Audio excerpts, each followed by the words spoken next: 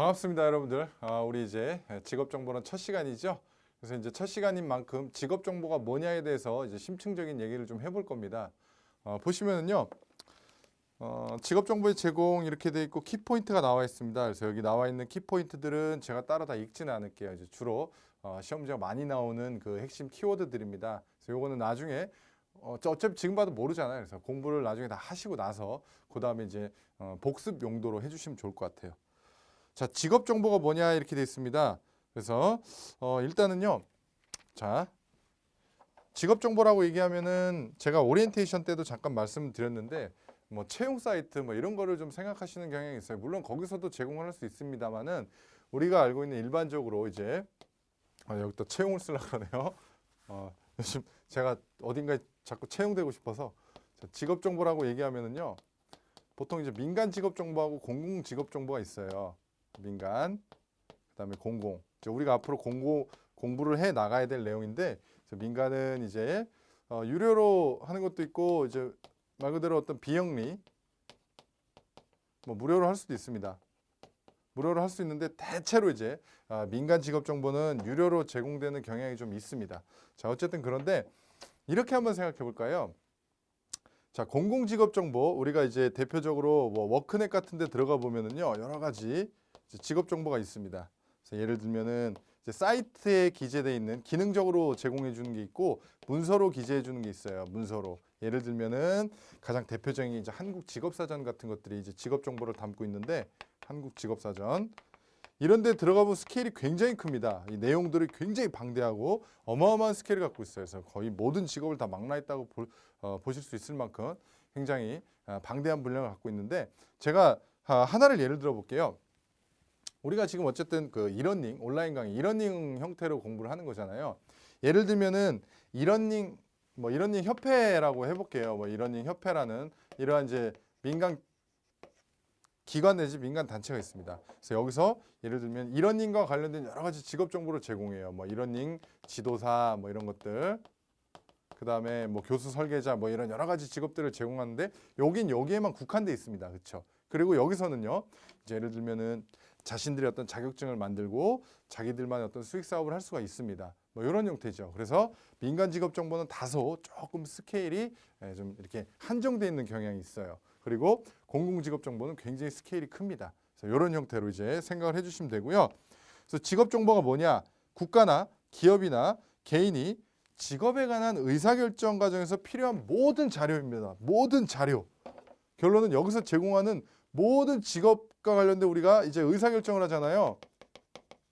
여기 의사결정에는 뭐가 들어가겠어요? 뭐 예를 들면 내가 어디 취업해야겠다, 아니면 어떤 자격증을 취득해 봐야겠다, 아니면 뭐 이직을 해야겠다, 뭐 여러 가지 의사결정이 있을 수 있어요. 거기에 필요한 뭐 자격 정보, 연봉, 그죠? 그 다음에 전망, 뭐 여러 가지가 분명히 있을 거잖아요. 그러한 것들을 담고 있는 모든 의사결정에 필요한 모든 자료라고 보시면 됩니다. 모든 자료. 이걸 다 직업 정보다 이렇게 얘기합니다. 쉽죠? 그래서 직무 내용이 뭐냐? 직업 전망은 어떠냐? 직업별 근로 조건 어떠냐? 이런 것들 있죠. 전망은 뭐 이 직업이 계속해서 증가 추세에 있어서 전망이 밝은지 그렇지 않은지 감소 추세에 있는지 이런 것들 얘기하잖아요. 그죠? 연봉은 뭐 어느 정도 되는지 뭐 이런 것들. 자, 그 정도 보시면 되고, 그래서 결론은 직업 정보의 목적은 뭐냐? 여러 가지가 있습니다. 자, 첫 번째 줄 끝에 미래 사회 전망이라든가 특히 미래 사회 전망 이런 것들, 이 워크넷 들어가면은 아주 좋은 정보들이 많습니다. 그렇죠? 그래서 그런 어떤 미래 사회 전망이라든가 미래의 어떤 그 신직업이라든가 이런 것들 다 제공을 하죠. 그 다음에 뭐 취업 경향, 그 다음에 뭐 취업 경향 내지 어떤 동향, 그죠? 그 다음에 직업의 분류, 직종, 직업에 필요한 자격 요건 이런 것들, 취업 정보 이런 것들을 다 포함하는 겁니다. 그래서 우리가 알고 있는 채용 사이트는 어떻게 보면 취업 정보하고만 관련된 거죠. 그러니까 그거는 다소 좀 이렇게 조금 너무 협소하게 접근하는 겁니다. 그래서 이용자가 이해하고 적응하도록 도움을 주는 데 목적이 있더라. 자, 직업 정보의 사용 목적. 근데 잘 보시면은요, 이렇게 어떤 타이틀이 있고 여기에 이제 기출이 뭐가 됐다라고 이렇게 써 있습니다. 그래서 지금 이런 거는 기출이 안 된 건데 기출이 안 됐다 그래서 영원히 안 되리란 법은 없죠. 그래서 우리는 1차하고 2차를 이제 동시에 다 여기서 이론을 정리해 주셔야 되잖아요. 그러다 보니까 2차에 만약에 나온다면 이런 식으로 나올 수 있습니다. 직업 정보의 사용 목적 네 가지를 쓰고 설명하시오. 뭐 이런 식으로 이렇게 나올 수 있어요. 그래서 우리가 이제 직업 정보를 접하잖아요. 예를 들면은 이제 한국 직업사전을 우리가 이제 봤다 이거예요. 여기 보면은 뭐 직업 명칭부터 해갖고 뭐 여러 가지 정보들이 나온단 말이에요. 이런 것들을 통해서 이제 동기부여가 될 수 있습니다. 그렇죠? 그런 얘기. 그 다음에 지식을 전달할 수 있죠. 이전에는 우리가 알지 못했던 어떤 직업에 대한 진로 의식. 그러면서 이제 지식을 확대할 수 있고, 그 다음에 이제 한 직업에서의 더 좋은 근로자의 어떤 생활 형태, 그러니까 어떤 직업을 가짐으로써 나타나는 어떤 근로자의 생활 형태가 나타날 수 있죠. 저만 봐도 그래요. 저는 여러 가지 직업을 되게 많이 옮겨 다녔거든요. 그래서 그 사이에 어떤 우리가 앞으로 공부하게 되겠지만 실업도 경험을 했겠죠. 마찰적 실업이라고 하죠. 이직 간에 공백 생기는 거. 그 실업 기간이 이제 길어지다 보니까 생활 패턴에도 변화가 생기고, 그 다음에 굉장히 이제 힘든 시절을 겪다가 어떤 직업을 얻게 됨으로써 이제 다시 앞에 있던 직장하고 또 비교하면서 어떤 생활의 안정이라든가 뭐 이런 것들을 꾀할 수 있는 거죠. 뭐 그런 걸 얘기하는 겁니다. 비교 분석. 역할 모형을 제공하더라 이거예요. 그렇죠? 특히 이제 직업 정보 사이트 워크넷 같은 데 들어가 보면 재직자 인터뷰 같은 거 있거든요. 재직자 인터뷰. 자, 지금 우리 교재 보다 보면은 곳곳에 그런 얘기가 나와요. 직업 정보로는 아무래도 실무하고 연관되다 보니까 직접 들어가서 보시는 게 좋다. 그래서 저도 저 공부할 때는 이런 생각을 되게 많이 했었어요. 이걸 내가 직접 보면 되게 쉽겠다. 그런데도 실천을 잘 하지는 못했습니다. 하지만 지금 와서 생각해 보면은 정말 좋은 방법입니다. 이렇게 이런 것들 그 사이트 들어가고 직접 보시는 거, 그게 진짜 많이 도움이 됩니다. 그러니까 우리가 홈페이지라든가 아니면은 이제 그 인터넷에서는 되게 많이 익숙하잖아요. 그런 것들이 익숙해지면은 시험 문제가 되게 가볍게 느껴질 수가 있어요. 근데 이것을 이제 단지 이론, 그 다음에 단지 문서 아니면 단지 책 보는 거 이렇게 생각하시면은 되게 어렵습니다. 그렇게 하시면. 그래서 직접 해보시는 게 좋아요. 보시는 게. 자, 그렇게 하시면 되고, 그런 어떤 근로자 등을 제시함으로써 역할 모형을 제공하더라 이거예요. 자, 그러면 직업 정보의 필요성은 뭐냐? 이런 것들이 이제 일반적인 내용입니다. 해서 자신의 어떤 직업 의식을 높입니다. 그래서 내가 예를 들면은 이 직업을 갖기 위해서 어떤 노력을 해야 되고, 그러니까 어떤 자격증을 취득해야 되고, 어떤 설계를 해야 되겠다라는 어떤 전망이라든가 이런 것들이 이제 생각을 하게 되겠죠. 그렇죠? 의식을 높이고 장래 진로를 선택하고 결정하는 능력을 증가시키더라. 결론은 자기 실현을 도모하는 거죠. 그래서 지금 계속해서 의사결정이 나오잖아요. 우리 수험생분들 이제 직업 상담학에서도 많이 나오죠. 그래서 결론은 우리 내담자의 직업을 직업 상담사는 직접 결정해 주는 게 아니라 스스로 결정할 수 있도록, 그러니까 다시 말하면 의사결정을 할 수 있도록 도와주는 존재잖아요. 그러니까 그러기 위해서는 그에 대한 어떤 백데이터 내지 근거가 필요하죠. 그 근거가 바로 우리가 여기서 공부하게 되는 이런 자료들입니다. 자, 그 다음에 장래 진로 선택 및 결정 능력을 증가시켜 주더라. 맥락은 거의 동일하죠. 그렇죠? 직업 상담사의 어떤 역할로서. 자, 바람직한 직업 정보는 생활 적응 및 자기 실현 도모가 가능하도록 스스로의 능력 배양에 도움을 준다. 또 하나 이제 중요한 게 있죠. 실무에서도 도움이 되지만 우리가 이제 취업을 하려고 하면, 혹은 이제 직업을 선택하는 데 있어서, 물론 뭐 직업을 선택하고도 취업을 해야겠지만, 그러려고 하다 보면은 요즘은 이제 또 NCS 기반으로 이제 채용을 하잖아요. 그 NCS하고 관련된 것도 결론 직업정보론하고 관련이 있거든요. 그 다음에 이를테면은 서류 같은 것들 있잖아요. 뭐 자기소개서라든가 아니면은 뭐 직무 계획서, 직무수행 계획서 이런 것들 요즘 많이 쓰잖아요. 그래서 직무수행 계획서 쓰는데 되게 많이 도움됩니다. 이 정보. 그래서 나중에 자신이 어떤 분야에 취업을 하고자 할 때 일단은 그 분야하고 관련된 그 직업 명칭을 제일 유사한 걸 찾아보시고 그와 관련된 내용들을 찾아보시면은 이 안에 곳곳에 녹여낼 수 있습니다. 그래서 아주 좋은 꿀팁을 드렸어요. 자, 직업 정보의 제공 방법입니다. 자, 내담자가 이제 상담자를 찾아왔을 때 이때도 이제 상담자가 내담자에게 직업 정보를 제공할 수 있겠죠. 직업 정보를 제공할 수 있습니다. 뭐 이러한 상황이 될 수도 있고요. 아니면은 그냥 이 아직 미취업자들 혹은 이직을 하려는 사람들, 이제 앞으로 장래 직업을 선택하거나 아니면은 어딘가에 이제 취업을 희망하는 사람이 뭔가 정보를 얻고자 할 때, 저 정보가 필요할 때 이 정보를 제공하는 방법은 되게 여러 가지가 있을 수 있습니다. 그렇죠? 그 얘기입니다. 예컨대 인쇄물을 통해서 접할 수도 있고요. 아니면 슬라이드라 오디오, 비디오, 기록 자료, 뭐 게시판, 산업박물관, 매스미디어 이런 거 여러 가지가 있을 수 있죠. 이게 나중에 이제 뒷부분에서 우리가 공부하게 되는데 이러한 어떤 그 정보 제공을 어떤 형태로 하는지에 따라서 장단점이 있고요. 그 다음에 비용도 천차만별이겠죠. 비용. 이런 것들을 이제 시험 문제 물어봅니다. 그래서 이거는 그 분야 가서 제가 설명을 드릴게요. 그 다음에 컴퓨터를 이용한 전산화. 주로 우리는 이제 인터넷을 통해서 많이 접하죠. 아니면은 이제 채용 박람회 같은데 가서 또 이제 유인물이라든가 이런 걸로 접하죠. 뭐 여러 가지가 있습니다. 그렇죠? 뭐 어딘가에 전화 상담을 해서 얻을 수도 있고 박람회 방금 얘기한 것처럼 이런 것들. 자, 직업 정보에 일반적인 기능이 나와 있습니다. 가장 중요한 거는 뭐라고요? 자, 여기였죠. 아까도 제가 설명드렸던 이 부분이죠. 그러니까 이건 어떻게 보면 직업 정보론에서의 내용이기도 하지만 직업 상담의 어떤 그 좀 궁극적인 내용이 되는 거기도 하잖아요. 그죠? 의사결정.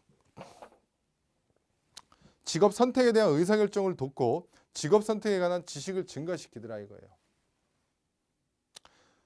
자, 내담자로 하여금 자신의 선택을 점검하고 재조정해 볼 수 있도록 합니다. 그러니까 막연하게 왜 이제 우리 내담자 중에서도 어떤 직업 그 자신이 어떤 그 흥미라든가 그죠? 적성, 잘하는 것, 자기가 좋아하는 것과 잘하는 것은 또 어떻게 보면 별개잖아요. 물론 그게 일치할 수도 있지만, 근데 그거에 대해서 제대로 이제 숙지를 못 하고 있는 거죠. 그런 부분에 있어서 이제 그런 내담자에게는 이런 어떤 직업 정보가 자신의 어떤 선택을 점검하고 재조정해 볼 수 있는 이런 기회를 줍니다. 경험이 부족한 내담자에게 다양한 직업들을 간접적으로 접할 기회를 제공하죠. 그렇죠? 여러 가지 직업적 대안들을 이거 관련된 정보를 제공하죠. 자, 여기서 말하는 여러 가지 직업적 대안이라는 이 말뜻이 무슨 말입니까? 자, 이것은 어떤 새로운 선택의 범위를 제공한다 이거죠. 그렇죠? 어떤 새로운 선택의 범위를 이제 열어주는 거죠. 범위를 확장해 주는 거죠. 또 다른 어떤 대안 뭐 이런 것들을 제공해 주는 거죠. 자, 브레이필드의 직업 정보 기능 해서 자 보시면 세 가지 기능 나와 있죠. 직업 정보 제공 기능, 정보 제공 기능, 재조정 기능, 동기화 기능. 옆에 보세요. 직업 상담학에서도 출제될 수 있습니다. 그리고 밑에 보시면 2차 중간식 이렇게 나와요. 브레이필드가 제시한 직업 정보의 기능 세 가지를 제시하고 설명하시오. 이렇게 나옵니다. 그럼 이거 다 써야 돼요. 다 써야 됩니다. 그럼 이거는 다른 과목에서도 이제 많이 들으셨을 건데 토시 하나 안 틀리고 쓰느냐? 뭐 그런 건 아닙니다. 어떤 기본적인 맥락이 동일하면 되고요. 이것은 이제 그럼 뭘 빼야 되고 뭐가 들어가야 되느냐? 이거에 대한 게 되게 궁금하죠. 이것은 이제 우리 수험생들뿐만 아니라 직업상담사 시험을 준비하는 모든 수험생들의 똑같은 고민입니다. 자, 그것은 스스로에 대한 판단력이 생깁니다. 언제요? 공부를 많이 하시고 2차 시험은 정말 많이 써봐야 되거든요. 그때 되면 스스로 판단력 생깁니다. 아, 이거 빼도 되겠다? 아니면 이건 반드시 들어가야 되겠다? 안 그럴 것 같죠? 그렇게 됩니다. 그렇게 되세요. 조금만 더 시간을 더 투자해 주셔야 됩니다. 자, 정보 제공 기능. 직업 정보를 제공함으로써 모호한 의사결정을 돕고 직업 선택에 관한 지식을 증가시키죠. 우리가 지금까지 공부했던 게 바로 정보 제공 기능이었던 거죠. 재조정 기능도 우리가 본 겁니다. 그죠? 내가 지금 뭔가 비현실적인 선택을 한 건 아닌가 이런 직업 정보를 봄으로써 그거에 대한 어떤 이제 점검의 계기를 마련해 주는 거죠. 동기화 시킵니다. 동기화.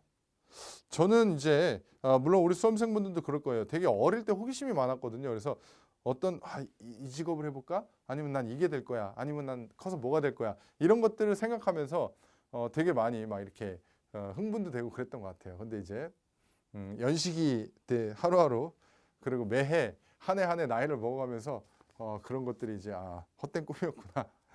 현실은 현실이구나. 그런 생각을 하죠. 자, 상담자가 직업 정보를 제공하는 이유는 내담자로 하여금 의사결정에 자발적이고 적극적으로 참여시키기 위해서죠. 물론 이제 뭐 취업하는 것도 중요하지만 뭔가 이렇게 새롭게 자격증을 공부해서 내가 또 새로운 이제 나에 대한 어떤 직업 선택에 대해서도 도움을 받고 다른 사람이 직업 선택을 하는 거에 있어서 도움을 줄 수 있는 이러한 이제 실제 그러한 곳으로 취업이 된다라고 하면 그것만큼 되게 보람되고 뿌듯한 게 또 없을 거라고 좀 봅니다. 이제 그런 과정이잖아요, 지금이. 그 다음에 밑에 크리스텐슨, 베어, 로버가 말한 이제 4가지 추가 기능인데요. 이건 아직까지는 여러분들 많이 보시진 않았을 겁니다. 그러니까 이제 기출 표시가 안 돼 있죠. 그렇죠? 그래서 이런 얼마든지 나올 수 있습니다. 그래서 실제 시험 문제가 나오면 이런 비슷하게 나오겠죠. 그래서 이제 이분들이 말한 직업 선택의 기능 4가지를 쓰고 설명하시오. 이런 식으로 나올 수 있겠죠. 그래서 탐색 기능, 확신 기능, 뭐 맥락은 비슷합니다. 평가를 할 수 있는 기능. 자, 놀람 기능은 뭡니까? 놀람 기능. 뭔가? 그러니까 제 식으로 이제 쉽게 표현하자면은 내가 어떤 직업 정보를 접함으로써 어떤 신선한 충격, 그렇죠? 우리가 이제 신선한 충격이다 이런 말을 하잖아요. 그래서 일종의 신선한 충격을 줄 수 있다 이런 거죠. 이런 게 있었네. 아니면 나 이렇게 알고 있었는데 그게 아니었네. 뭐 이런 놀람 기능. 자, 특정 직업을 선택하는 것에 대해 어떻게 생각하는지를 알 수 있다. 이런 것들 뭐 신선한 충격을 줄 수 있다. 자, 직업 정보의 부문별 기능 및 역할 이것도 마찬가지입니다. 옆에 문제 보시면은요. 뭐라고 되어 있습니까? 직업 정보에 대해서 2가지로 대별하여 설명하고 그 기능과 역할을 노동시장, 기업, 국가 측면에서 기술하라고 하잖아요. 그러니까 이런 내용들을 이제 숙지를 해서 서술을 해줄 수 있어야 됩니다. 자, 첫 번째로 보시면요. 3가지 측면에서 볼 건데 노동시장 측면, 우리가 이제 노동시장론도 공부하게 될 건데 자, 개인의 노동시장 진입. 그러니까 노동시장에 진입한단 말은 무슨 말입니까? 자, 노동시장은 노동의 어떤 수요와 노동의 공급으로 이루어지잖아요. 자, 노동의 수요는 뭐예요? 기업에서 필요로 하는 노동력의 양이죠. 이제 기업에서 필요로 하는 거고 노동의 공급은 우리가 노동을 공급하잖아요. 그러니까 가게. 그러니까 이제 취업하고자 하는 쉽게 말하면 취업자죠. 경제적으로 얘기하면 가게가 되는 거고 노동을 공급하는 거죠. 그래서 노동을 필요로 하는 건 기업이고 이렇게가 이제 맞물리면서 이제 노동시장을 형성하는 건데 그래서 개인이 어떤 그 노동시장에 진입을 해서 노동력을 공급하고자 하는 게 그게 곧 취업이 되는 거잖아요. 그렇죠? 그런 측면에서 구직자의 구직 활동을 촉진하며 미취업 청소년의 어떤 진로 탐색이나 진로 선택 시 참고 자료를 활용이 되죠. 그래요. 자, 그다음에 노동시장을 활성화시키는 측면. 결론은 기업에서 필요로 하는 어떤 그 노동력과 그다음에 근로자 입장에서 제공하려는 노동력이 원활히 돌아가야지, 그렇죠? 그게 원활히 돌아가야지 이제 이러한 노동시장이 활성화되는 거잖아요. 그러려면 그 중간에 그 매개하고 있는 바로 그 직업 정보의 중요성이 굉장히 큰 역할을 한다라는 겁니다. 그렇죠? 구인구직이 원활히 이루어지도록 하여 노동 공급 및 노동 수요의 불안정성을 억제하며 인적 자본의 효율성을 극대화하더라. 그래서 우리가 이제 인적 자본에 대해서도 공부를 하게 되는데 직업 상담사를 공부하게 되면은 과거에는 자본이라고 얘기하면은 우리가 캐피탈이라고 얘기하면 물질적인 것만 생각했습니다. 물질적인 거. 근데 이제는 꼭 물질적인 것만을 얘기하는 게 아니죠. 문화도 자본입니다. 문화 자본 뭐 이런 얘기 하죠. 인적 자본, 사회 자본 이런 얘기 합니다. 특히 이제 인적 자본 같은 경우에는 몸에 체화되죠. 그러니까 한마디로 말하면 일종의 어떤 그 교육이라든가 내가 습득한 정보, 심지어는 뭐 건강 이런 것들도 다 인적 자본인데요. 내 몸에 체화되어 있는 겁니다. 그렇죠? 그래서 내 몸에 체화되어 있는 이와 같은 것들이 많이 쌓일수록 아무래도 취업이 용이할 수가 있습니다. 그런 얘기하는 거죠. 그래서 이런 어떤 인적 자본의 효율성을 극대화하여 노동 생산성을 향상시키더라. 그러니까 자신의 능력을 마음껏 발휘해 갖고 그렇죠? 노동시장에서 기여를 하게 되면은 이것이 결론은 노동시장의 어떤 활성화에 기여하는 거 아니냐 뭐 이런 거 아닙니까? 그런 거죠. 자, 그다음에 기업은 어떻습니까? 기업 측면에서도 여러 가지 이제 도움이 되겠죠. 자, 이거 지워버리고. 자, 직업 정보가 있음으로써 기업에도 이제 분명히 중요한 어떤 소스가 될 건데요. 우리가 알고 있는 어떤 NCS 같은 것만 보더라도 결론은 그것도 직업 정보의 한 축을 이루고 있습니다. 그게 이제 기업에 제공해 주는 게 굉장히 크잖아요. 그렇죠? 자, 인사관리 측면에서 직업별 수행 직무를 정확히 파악하여 합리적인 인사관리를 촉진하죠. 그렇죠? 안전관리, 직무 분석을 기초로 과학적인 안전관리가 이루어지도록 하여 산업재해를 예방하더라. 현재 우리가 이제 직무 분석에 대해서도 지금은 처음 들어보는 용어인데, 직무 분석은 쉽게 말하면 이제 직무 명세서와 직무 기술서를 도출하는 과정이라고 보시면 돼요. 그래서 어떤 직무라는 게 있을 거 아니에요. 그러면 그 직무하고 관련된 어떤 일의 내용을 밝히고, 그 다음에 그러한 일을 누가 해야 되느냐, 자격증이 뭐가 필요하고 전공은 뭘 해야 되느냐, 사람과 관련된 인적 요건을 밝히는 거, 이게 바로 이제 직무 분석입니다. 그렇죠? 어떤 일이 있으면 그거에 대한 내용이 있고 그거에 대한 어떤 사람 기준이 있잖아요. 그런 것들을 밝히는 게 이제 직무 분석이라고 보시면 돼요. 다음, 이런 것들과 연관이 있다 이거예요. 국가적인 측면에서는 보다 좀 거시적으로 직업 훈련의 기준, 그렇죠? 그럼 국가 입장에서는 어떤 직업 훈련을, 어떤 예를 들면은 A라는 직업을 갖기 위해서는 어떤 직업 훈련을 받아야 되는지. 그래서 계속 얘기했잖아요. 제가 NCS, 국가 직무 능력 표준이 그래서 중요한 거죠. 국가가 직무 능력의 표준을 정하는 거잖아요. 그렇죠. 이런 맥락이죠. 그래서 이거는 이제 기업에도 필요하고, 그다음 국가적인 차원에서도 필요하고, 이제 학교에서도 필요한 거죠. 학교.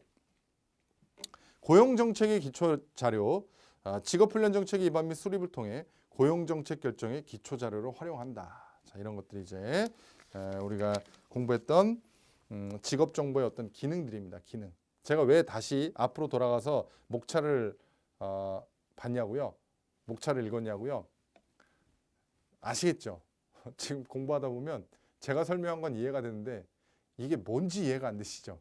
이런 경우가 많이 있습니다. 하시다 보면. 그래서 계속 이제 좀 이렇게 묶음 보셔야 돼요. 묶음별로. 단편적으로 보지 마시고 이렇게 좀 이렇게 묶어서. 여기 어떤 테마가 있으면은 요거 내용 하나하나는 우리가 이해가 돼요. 이것도 이해가 돼요. 이것도 이해가 되는데 이게 뭘 말하는지 지금 그렇게 되는 경우가 있죠. 항상 봐주셔야 됩니다. 공부하는 자세예요, 이게. 자, 민간 직업 정보하고 공공 직업 정보를 볼게요. 자, 이거는 어렵지 않습니다. 그래서 제가 아까도 잠깐 서두에 언급드렸는데, 민간 직업 정보는 딱 보더라도 이제 이건 시험 스케일적인 측면인데 스케일이 작아요. 스케일이 작아요. 공공 직업 정보는 딱 보면은 스케일이 커요. 그걸로 이제 시험 문제는 푸시면 됩니다. 스케일이 굉장히 큽니다.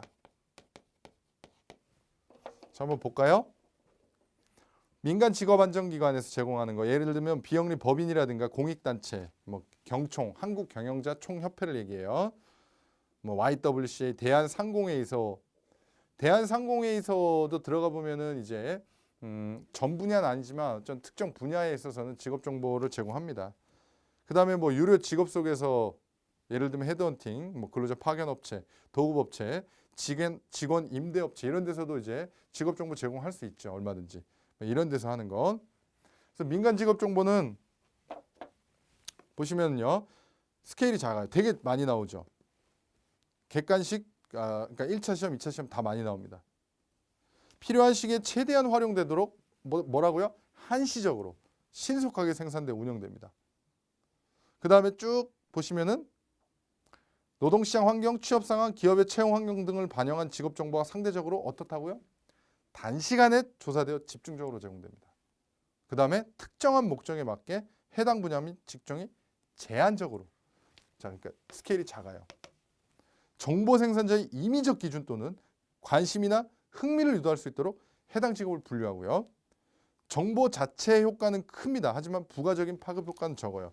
정보 자체의 효과가 크다는 말은 왜 이런 말을 하냐면은 스케일이 작다 보니까 보다 좀 한정적인 어떤 직종이라든가 아니면 한정적인 직업을 대상으로 해요. 대신에 요거에 대해서 좀 더 좀 깊은 지식을 제공하더라 이거예요. 이거에 대해서 보다 좀 요거에 대해서는 좀 깊은 지식을 제공하지만 그거 이외에 뭐 다른 건 없다. 다른 효과는 거의 없다라는 거죠. 객관적이고 공통적인 기준에 따라 분류가 안 됐어요. 그러다 보니까 다른 직업 정보와의 비교를 하기가 어렵습니다. 자, 그다음에 마지막으로 오른쪽 끝에 조사 분석 및 정리와 제공에 상당한 시간 및 비용이 소요되므로 대개 그러니까 해당 직업 정보는 유료로 제공된다 이런데 대개 유료로 제공됩니다. 대개 유료. 자, 공공 직업 정보는 딱 보면 이제 스케일이 엄청 크다는 걸 느끼실 수 있을 겁니다. 제일 대표적인 게 한국산업인력공단이죠. 그렇죠? 한국장애인고용공단도 있고 고용센터를 아마 방문해 보신 분도 있을 겁니다. 그래서 고용센터를 방문하셔서 이러한 어떤 직업상담사 내지 직업훈련원에 대한 직업 정보를 습득을 하셔서 그래서 그거를 하기 위해서는 이런 자격증을 따라 뭐 이런 어떤 이제 상담이라든가 뭐 이런 조언을 받으신 분도 있을 거예요. 그렇죠? 그런 것도 다 직업 정보죠. 자, 공공 직업 정보의 특징. 정부 및 공공단체 같은 비영리 기관에서 공익적 목적으로 생산 제공됩니다. 특정한 시기에 국한되지 않아요. 지속적으로 조사 분석돼서 제공되며 장기적인 계획 및 목표에 따라 정보체계 개선 작업 수행이 가능합니다. 그래서 공공직업 정보들 뭐 문서 같은 것들 보시면은 통계 자료가 굉장히 그 먼 과거부터 지속적으로 발간되고 있습니다. 특정 분야 및 대상에 국한되지 않고 전체 산업 및 업종에 걸쳐서 이제 이 수집이 되죠. 그렇죠?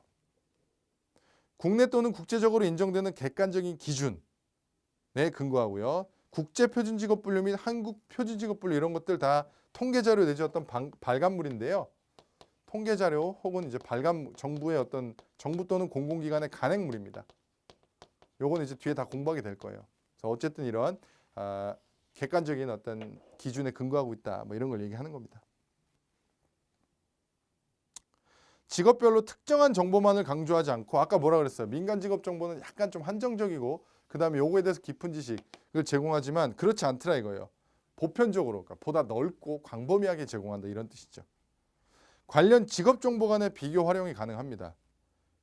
자, 그리고 공식적인 노동시장 통계 등 관련 정보와 결합하여 재반 정책 및 취업 활성화 같은 공공 목적에 사용 가능하죠. 아까 이거는 이 지식은 어떤 특정 직업에 대해서는 지식을 줄 수 있지만 정보를 줄 수 있지만 어떤 다른 부가적인 파급 효과는 없다 그랬죠. 이거는 그렇지 않더라 이거예요. 정부 및 공공기관 주도로 생산 운영되므로 대체로 무료, 거의 무료죠 뭐 사실상. 대체로가 아니라 이쪽은 대개 무료, 대개 유료, 이쪽은 이제 무료죠. 그렇죠? 무료. 광범위한 이용 가능성에 따라 공공직업정보체계에 대한 직접적이며 객관적인 평가 가능하더라. 자, 아까 제가 앞에서 직업정보 유형별로 장단점, 비용 이런 얘기 있다고 했었는데 그거 여기 있거든요. 같이 한번 볼게요. 자, 민간직업정보하고 공공직업정보는 지금 방금 본 거니까 이 표는 제가 따로 설명 안 드리겠습니다. 하지만 직접 한번 보셔야 됩니다. 좀 읽어보시고요. 이해가 안 되시는 거 있으면 저한테 전화 주시면 되겠습니다. 자, 직업정보의 유형별 장단점 해서 직업정보 우리가 이제 상담자가 됐다고 해볼게요. 상담자가 돼서 이제 내담자들에게 직업정보를 제공하려고 합니다. 아니면은요, 우리가 이제 교사가 됐어요. 진로교사. 학생들한테 직업정보를 제공해 주려고 해요. 그랬을 때 여러 가지가 있겠죠. 그냥 책자 같은 거 매뉴얼 펴놓고 자 읽어보자 같이 보자 이럴 수도 있고 딱 스크린을 내리고 동영상으로 딱 시청하게 할 수도 있고 아니면은요 직접 해보게 할 수도 있고 여러 개 있겠죠. 그래요.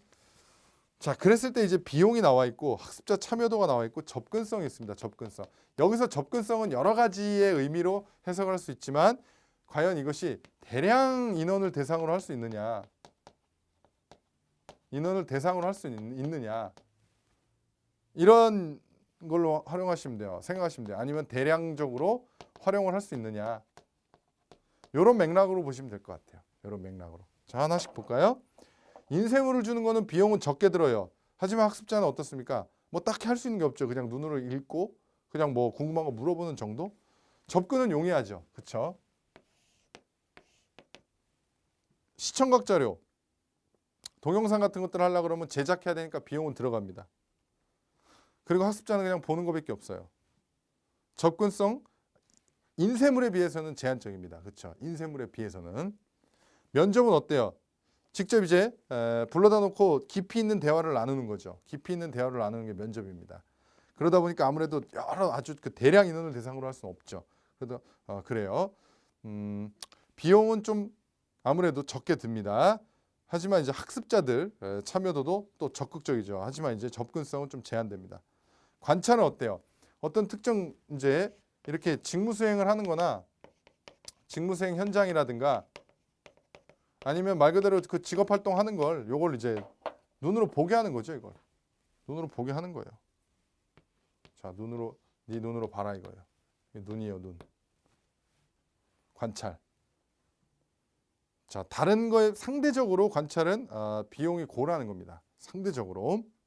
자, 그다음에 그러니까 눈으로 보는 건데 이게 왜 돈이 들어요? 이렇게 생각하는 게 아니라 이러한 어떤 그 직무생 현장을 또 발굴해야 되고 그렇죠? 그다음에 아무데 나가서 볼 수는 없는 거잖아요. 그에 맞는 어떤 그 현장을 보여줘야 되잖아요. 그런 것들 어떤 그 기획을 하고 그다음에 발굴을 하고 실제 실행을 하고 추진하기까지는 아무래도 시간적인 거나 아니면 기타 어떤 추진 비용이나 이런 게 들어간다는 얘기겠죠. 관찰. 자, 학습자 참여도는 아무래도 보는 거니까 수동적이고 접근성도 제한적입니다. 직접 경험하는 건 아무래도 비용 많이 들어가겠죠. 그렇죠? 그러니까 여기서 말하는 비용이 꼭 이 친구가 어떤 행동을 하는데 돈이 들어간다는 그런 아주 협소한 개념은 아니에요. 방금 얘기했지만 뭐 기획하고 그죠? 이런 것도 다 들어가는 개념이에요. 학습자는 굉장히 적극적으로 할 수 있죠. 직접 하니까 제한적이고 체험도 마찬가지입니다. 그렇죠? 체험 활동도 이것도 이제 비용은 들어가죠. 학습자 참여도 적극적이고 접근성은 제한적입니다. 그래서 직업 경험과 직업 체험 뭐 거의 좀 뭐 따지고 들면은 용어는 분명히 다르지만 맥락은 비슷하죠. 그러니까 특징도 비슷하게 나타납니다. 그렇죠? 경험을 하는 것과 체험을 하는 것. 자, 그렇게 보시면 될 것 같고요. 요거는 어떤 식으로 시험 문제가 나오냐면 객관식, 그러니까 1차 시험에서는 이렇게 비워놔요. 여기를 이렇게 가로놓기 식으로. 이런 식으로. 그래서 뭐 비용이 곤지 뭐 수동인지 제한적인지 뭐 이런 것도 이런 식으로 비워놓고 맞추게 나옵니다. 그래서 거의 다 맞춰요. 이런 거. 요런 문제 틀리면은 그의 시험은 물 건너 갔다라고 생각하시면 안 되고요. 뭐 틀려도 열심히 해야겠죠. 극복을 해야겠죠. 자, 어떻습니까? 첫 시간 공부했는데요. 앞으로 이렇게 쭉 갈 겁니다. 이렇게 이론 설명 이렇게 쭉 가고 설명 다 하고서 나중에 이제 문제 풀어보고 이런 식으로 진행을 하겠습니다. 오늘은 이제 사실 어떻게 보면 오늘은 뭐 이렇게 어려운 내용 없었어요. 그래서 이제 다음 시간부터 한국 직업사전이라는 이러한 어떤 그 자료들이 나오잖아요. 발간물 내지 어떤 통계 자료 이런 것들 경우에 따라서는 좀 곱씹어가면서 이 내용을 제가 여기서 같이 좀 옮겨 적으면서 이 문헌의 의미 내지 어떤 문구의 의미 그 다음에 전체 구성의 어떤 체계 이런 것들을 같이 보는 시간도 있을 겁니다. 자, 그렇게 이제 진행을 할 거고요. 혹시라도 여러분들 지금 첫 시간이잖아요. 만약에 공부하시다가 제가 설명한 것 중에 어떤 특정 글자라든가 문구가 이게 이해가 안 돼갖고 다시 돌아가서 또 보고 하다가 물론 그것도 좋아요. 하지만 그거보다는요. 그렇게 해서 뒤로 진도가 못 나가는 것보다는 일단 조금 모르더라도 끝까지 쭉쭉쭉쭉 가는 게 좋습니다. 일단 좀 빠르게 쭉쭉쭉쭉 가서 끝까지 가시면은 앞에서 몰랐던 게 뒤에 딱 알게 되는 경우가 되게 많습니다. 그렇게 해서 여러 번 반복을 해주시는 게 그게 훨씬 좋은 방법이라고 말씀을 드리면서 오늘 첫 수업은 여기서 마치도록 하겠습니다. 여러분들 수고 많으셨어요.